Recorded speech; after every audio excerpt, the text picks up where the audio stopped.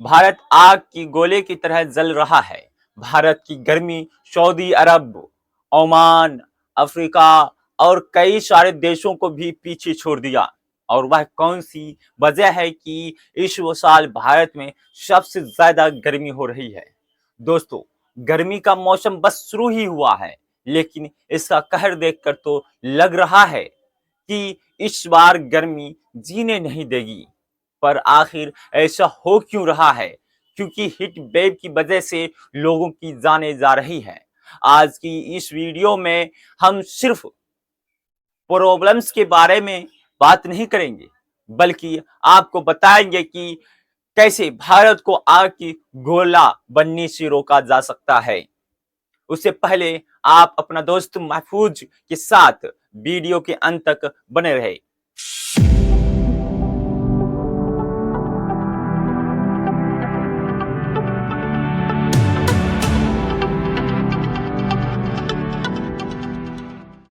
गर्मी इस कदर बढ़ रही है कि हर कोई हैरान परेशान है। गर्मी मौसम भारत के लिए काफी महंगा पड़ता है, क्योंकि आज भी भारत का हर 10 में से 9 नागरिक फिजिकल वर्क करता है। कई खेती करता है तो कोई कंस्ट्रक्शन के काम में लगा हुआ है, कोई सड़क किनारे सामान बेच रहा है, तो कोई ऑटो रिक्शा चला रहा है। इस तरह की कई सारे लोग आपके खुले आसमान के नीचे काम करते मिल जाएंगे, और यह सब दोपहर के समय तपती गर्मी में होता है। गर्मी की वजह से लोगों की काम में 10% का गिरावट हो जाती है। यह हाइड्रेशन होता है, जल्दी थकान महसूस होती है और लोग ठीक तरह से काम नहीं कर पाएंगे, जिस वजह से जीडीपी पर सीधा असर पड़ता है। आंकड़ों के अनुसार 2030 तक इस साल लॉस जो जीडीपी पर असर 2.5 से 4.5% तक होगा। यानी कि बता दिया जाए तो 126 बिलियन हर साल सिर्फ गर्मी की वजह से भारत को नुकसान हो जाएगा। लेकिन अगर हम हीट वेव को से होने वाले नुकसान को बचा पाए तो इतने बड़े अमाउंट जो पैसे हैं वह एजुकेशन से लेकर डिफेंस तक अलग अलग सेक्टर में इस्तेमाल हो सकता है, जो देश को कामयाबी की ओर ले जाएगा।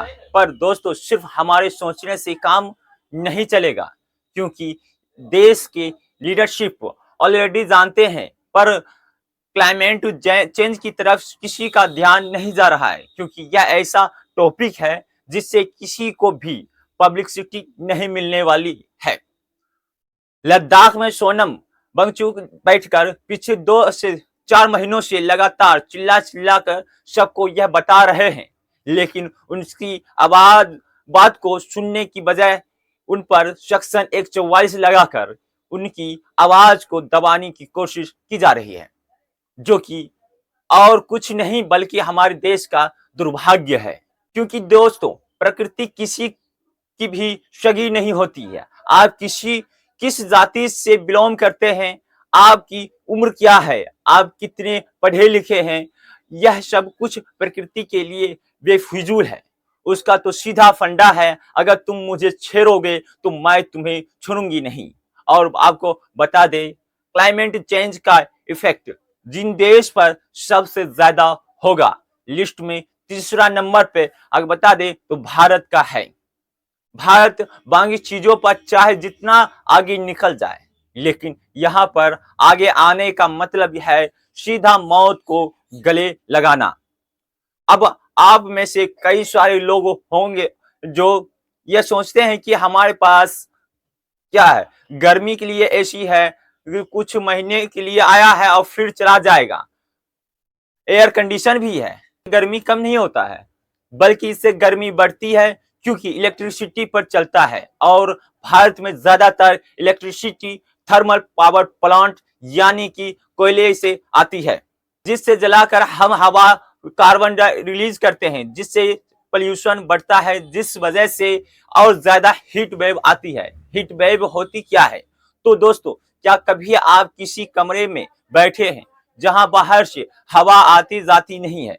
ऐसे कमरे में कोई पसीने छूटने लगते हैं जब किसी एरिया के एटमॉस्फेयर में हाई प्रेशर सिचुएशन क्रिएट होती है, जहां ऊपर के टेम्परेचर में हाई प्रेशर होने की वजह से विंड ग्राउंड की तरफ ट्रैप हो जाती है और ग्राउंड जो हीट रिफ्लेक्ट करता है इस एरिया में ट्रैक हो जाती है और इस एरिया में निकल नहीं पाती है हवा। यानी कि जिस तरह कमरे के रूम में गर्मी होती है और बाहर और नहीं निकल पाती है हवा, वैसे ही पूरी एरिया में हो जाती है, क्योंकि उसे पूरे एरिया में हाई प्रेशर एरिया में हवा पास नहीं हो पाती है और जो हीट वेव है वह भी ट्रैप हो जाती है। गर्मी सर्दी बारिश की तरह कोई सीजन नहीं होता, बल्कि कंडीशन है और यह तभी पार्टिकुलर लिमिट में ऊपर चला जाता है। वैसे दोस्तों, आपने महसूस किया होगा कि जब गर्मी लगती है तो काम करने का भी मन नहीं करता है और हर कोई गर्मी से परेशान हो जाता है। ठंडा में तो लोग अपने कपड़े पहन लेते हैं, आग जला लेते हैं, लेकिन गर्मी में बेहाल हो जाते हैं। इसका सॉल्यूशन क्या है? कैसे हम भारत को बढ़ते टेम्परेचर को रोक सकते हैं? हमें अमेरिका में जहां पर एवरेज टेम्परेचर बहुत कम होता है वहां पर कांच की बिल्डिंग होती है तो कोई फर्क नहीं पड़ता है, लेकिन भारत में शहर में अगर कांच की ऊंची ऊंची बिल्डिंग दी जाए तो रिफ्लेक्शन की वजह से और ज्यादा गर्मी पड़ती है। हमें तो सिंगापुर जैसे देशों से सीखना चाहिए जहां पर टेम्परेचर हमारे जैसे ही है, पर और वहां पर जब आप बिल्डिंग देखोगे ना तो वह बिल्डिंग कम और वर्टिकल गार्डन ज्यादा होती है, जहां कम से कम जगह पर ज्यादा से ज्यादा इस्तेमाल किया जाता है। बिल्डिंग के अंदर हरियाली होने से न केवल आस पास का माहौल ठंडा रहता है। दोस्तों, अगर हमें गर्मी को मात देना है तो उसके लिए हमें ज्यादा से ज्यादा पेड़ों का लगाना होगा, क्योंकि हम जितने पेड़ ज्यादा लगाएंगे उतनी हरियाली आएगी, उतनी ज्यादा ऑक्सीजन वायुमंडल में मौजूद होगा, जिसकी वजह से गर्मी कम होगा।